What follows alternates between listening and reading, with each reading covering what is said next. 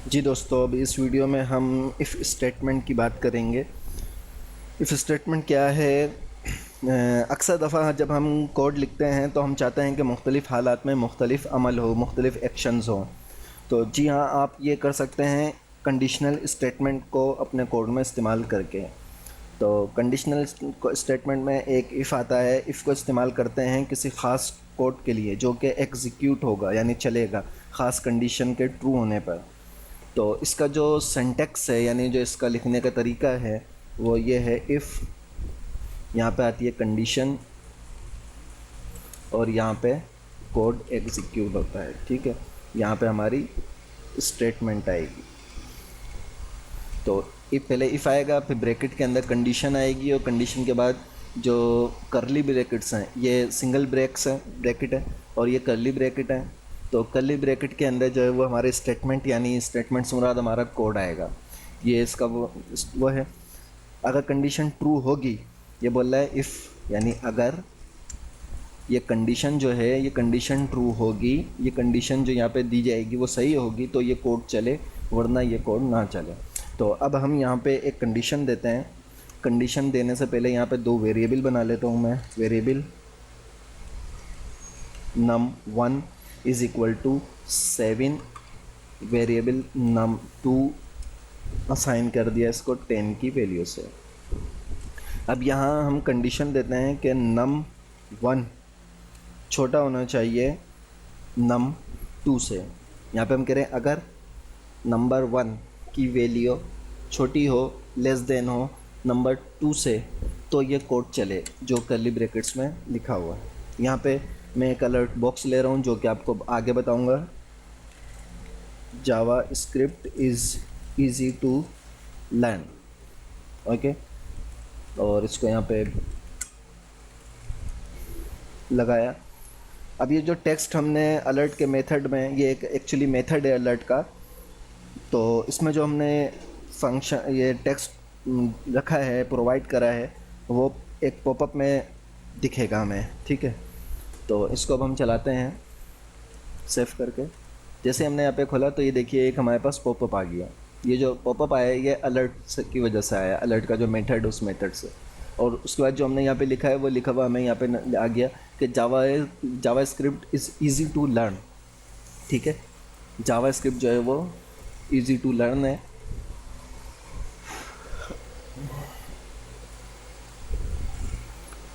और अब ये यहाँ पे क्या कर रहा है कि जो टेक्स्ट हमने दिया था वो अलर्ट के मेथड में जो प्रोवाइड कर रहा है वो पॉपअप के अंदर दिख रहा है।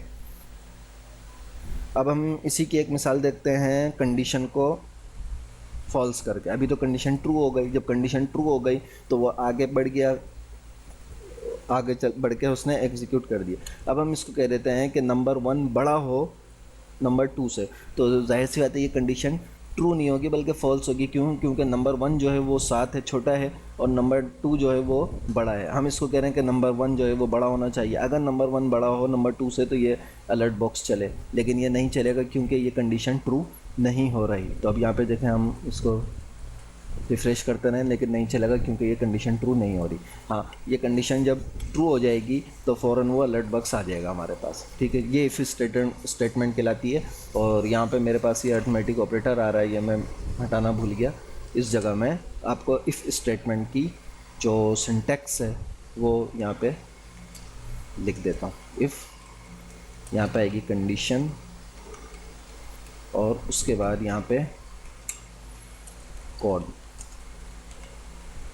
यहाँ पर आएगा। ठीक है, कोड है ये। इफ़ स्टेटमेंट ये है, इफ़ कंडीशन कोड है।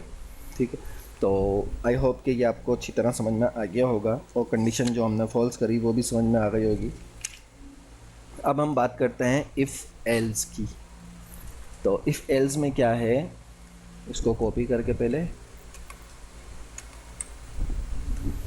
मैं आपको, बल्कि उसको कॉपी नहीं करता हूँ, कन्फ्यूजन हो जाएगी आपको।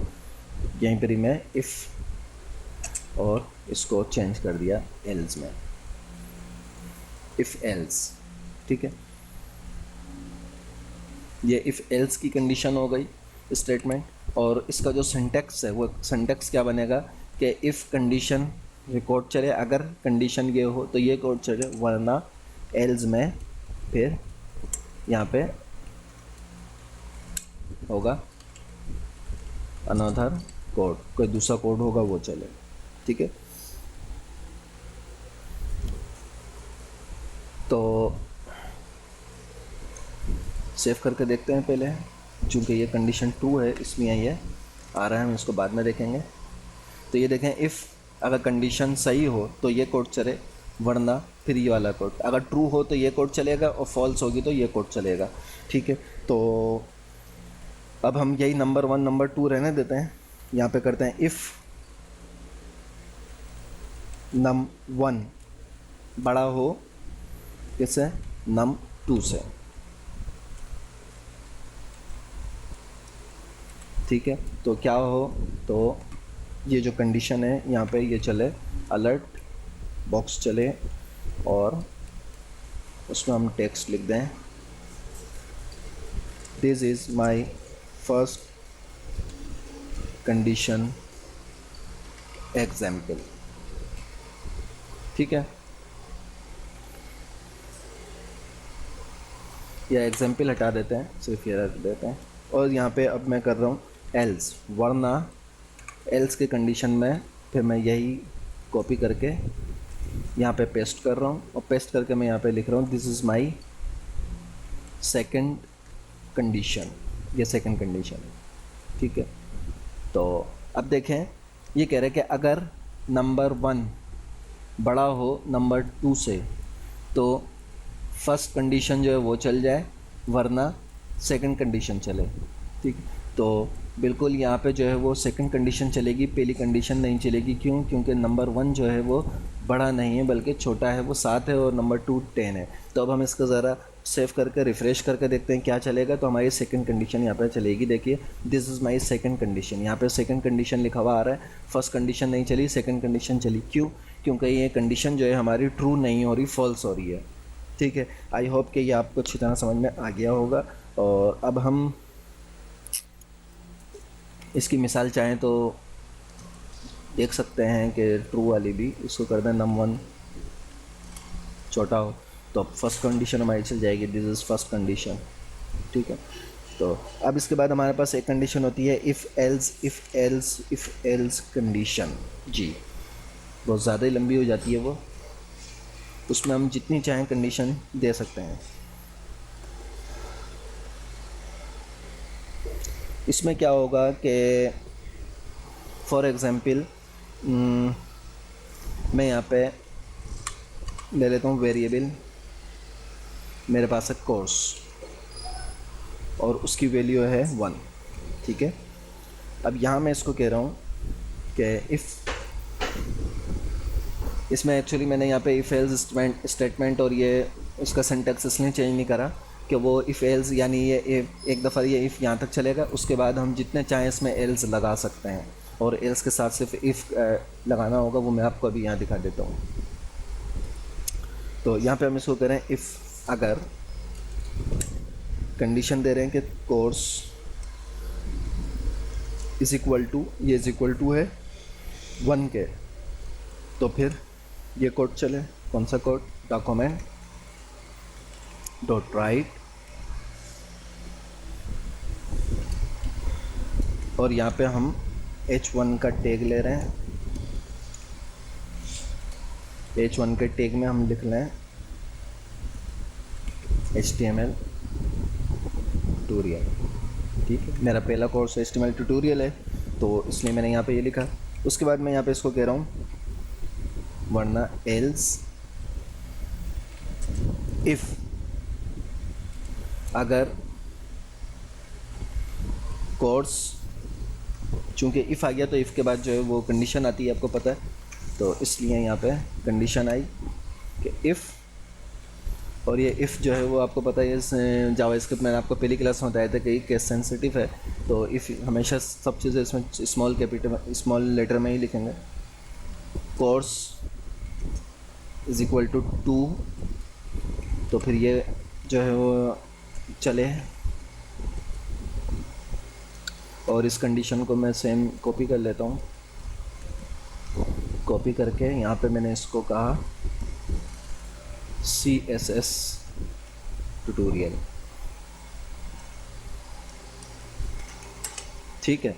और उसके बाद फिर यहाँ पे मैं यहाँ पे आ गया और यहाँ पे मैंने इसको कहा एल्स इफ, यानी अगर ये भी ना हो तो फिर क्या करो कि अभी तक सिर्फ HTML और CSS के चले, तो इसलिए अब मैं यहाँ से F हटा देता हूँ, बल्कि एल्स लगा देता हूँ कि वरना फिर डॉक्यूमेंट डॉट राइट तो लाजमन फिर ये होगा जावास्क्रिप्ट, ठीक है। अब इसको हम ज़रा चेक करते हैं तो इफ़ एल्स में क्या हो रहा है। देखें वेरिएबल कोर्स हमारे पास है, उसकी वैल्यू 1। हम यहाँ कह रहे हैं कि अगर कोर्स की वैल्यू 1 हो तो ये चलेगा HTML ट्यूटोरियल का कोर्स, वरना अगर कोर्स की वैल्यू 2 हो तो ये होगा CSS ट्यूटोरियल, और वरना क्योंकि 2 के बाद हमारे पास तीसरा है तो वो तीसरा ये है, अगर 3 के बाद 4 होते तो फिर यहाँ पे हम कोर्स की वैल्यू 3 भी लगाते हैं, तो वरना हम उसको कह रहे हैं कि जब 1 भी नहीं है 2 भी नहीं है तो लाजमन फिर तीसरा जो है वो जावास्क्रिप्ट का ट्यूटोरियल है, ठीक है। तो अब यहाँ पे ये HTML कोर्स कह रहा है, क्यों? क्योंकि ये 1 है, इसको मैं 2 कर दूँ तो ये देखिए CSS ट्यूटोरियल, लेकिन अब इसको मैं 2 के अलावा कोई भी वैल्यू दूंगा तो ये जावास्क्रिप्ट ट्यूटोरियल क्या है, क्यों? क्योंकि 1 कोर्स की वैल्यू 1 पे ये चलेगा, 2 पे ये चलेगा, बाकी तमाम पे ये चलेगा, ठीक है। चाहे इसको मैं 0 कर दूं, चाहे मैं इसको 5 कर दूं, कुछ भी कर दूं, तो वो लास्ट वाला जो है वो जावास्क्रिप्ट ट्यूटोरियल उसको ले रहा है। ये था इफ़ एल्स का कंडीशन और स्टेटमेंट उसकी। अब आगे हम इफ़ एल्स से मिलती जुलती ही एक स्विच स्टेटमेंट होती है, स्विच केस कहलाता है, उसको हम देखेंगे, वो भी इफ़ एल्स ही की तरह होता है।